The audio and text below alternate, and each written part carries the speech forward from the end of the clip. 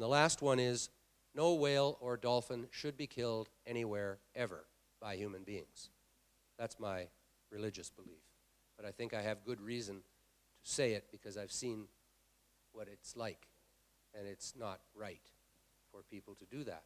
Those are my main points. And every one of these points, except the last one, where of course Greenpeace agrees with me on this point because I came from Greenpeace with this idea, but the others are all contrary. Big issues concerned with our relationship with the environment and the need for food, energy, and material every day. These big issues, Greenpeace takes a position which I believe is opposite to what they should take in order to actually have a sensible environmental policy. At the back?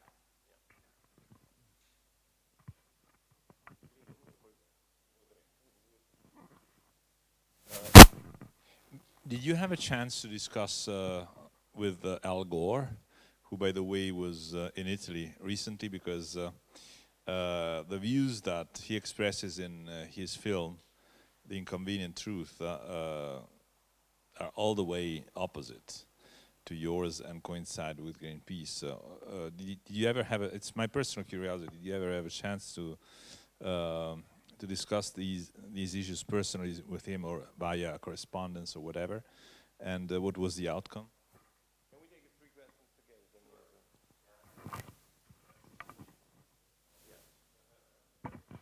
Hey. Hello, I'm Pietro Paganini. I'm a business teacher here. And I have a question that actually relates to business and Greenpeace. There shouldn't be a profit organization, but it seems it's doing also some profit in some way. And I'm referring to what President Pavoncello said before about the certification, since before you just talk about forestry. And exactly in this country, as the most of Europe, today if you want to buy wood or if you want to buy paper, you need to buy it because you are obliged to do it. Paper that is more expensive because there is a certification, and this is a certification that, as for the crops, is given by a cartel that is by some retailers. Let's take cooperative here in Italy, the Coops, and is by Greenpeace, WWF, and Lega Ambiente in Italy. And this is making products much more expensive, and is also a form of protectionism toward developing countries that are not allowed to export this paper to the European Union. Don't you see also a business model that the organization you created today is creating cartels and is part of you didn't say it's a business conspiration. I agree with you, but don't you think it's becoming a business organization that in a way is also monopolizing the market with the expense of consumers, because this is what it's about.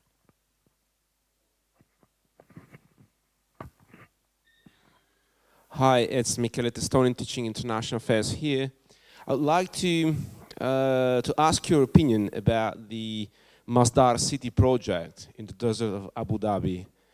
For those who don't know that, it's the should be the first zero carbon, zero waste city in the world.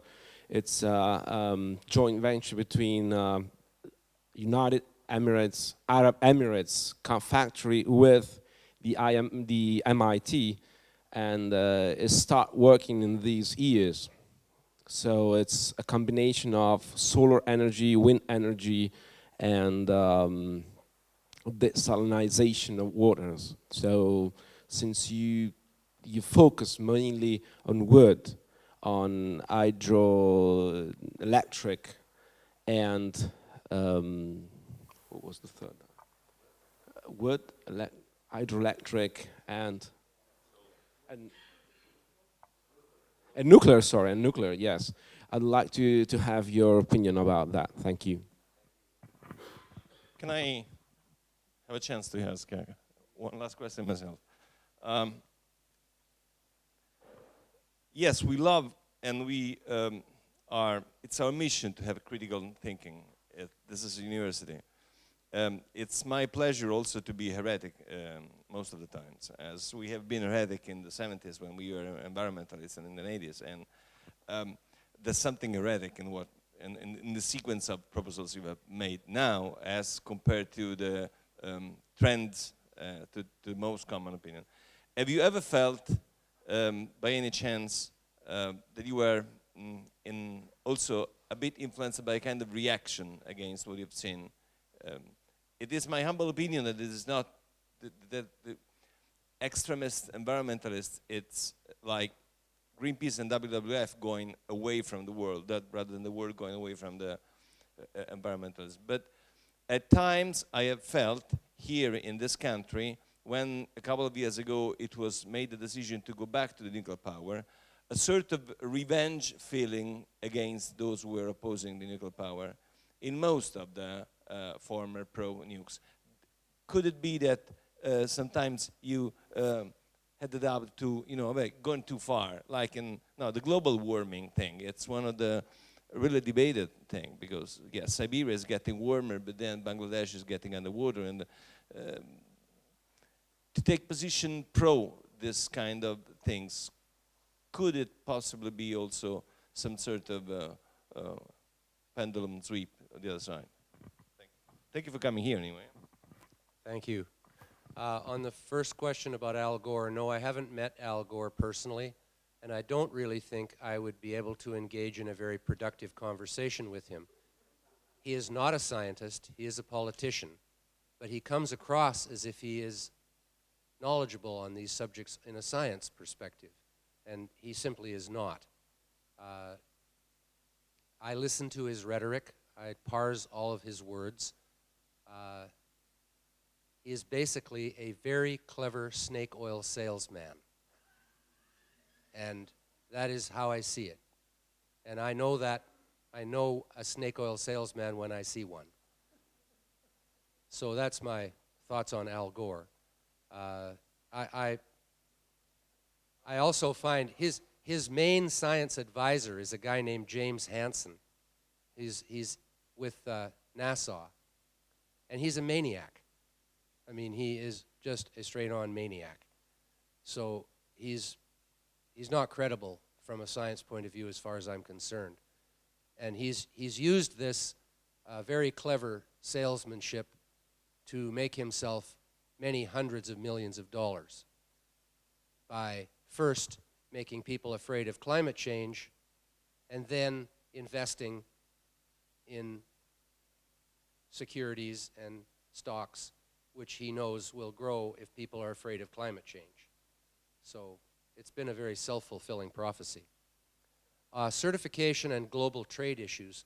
I do make the point in the book that many environmental campaigns today are basically riding on the back of trade disputes and trade conflicts. And for example, the protectionism of European agriculture is part of the reason why the anti-GMO movement works in Europe, and part of the reason why this certification of third world agriculture works for Europeans.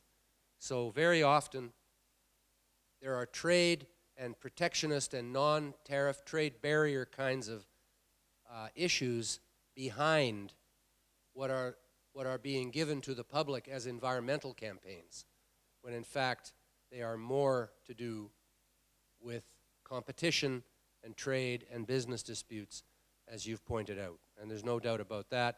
And it's really bad for the developing countries. You know, the problem in Europe is that agriculture has become a social program. You know, it's no longer an enterprise or a business or a competitive business. It's basically a social program. And, well, especially for French farmers, but in Europe in general. And